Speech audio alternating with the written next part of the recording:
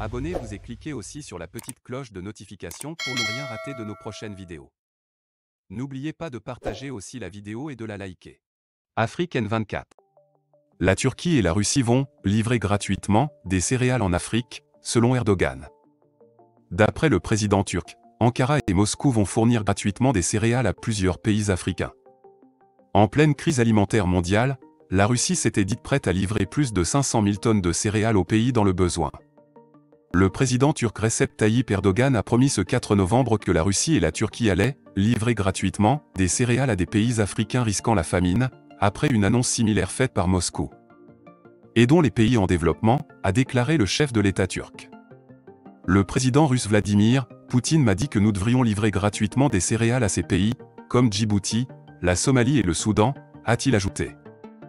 Nous sommes tombés d'accord et nous sommes convenus de discuter de cela plus largement lors du G20, prévu mi-novembre en Indonésie, a poursuivi le président turc.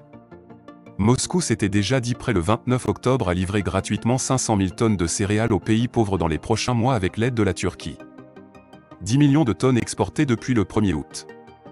Les exportations de céréales à partir des ports ukrainiens ont repris le 3 novembre, après le retour de la Russie dans l'accord céréalier signé fin juillet à Istanbul.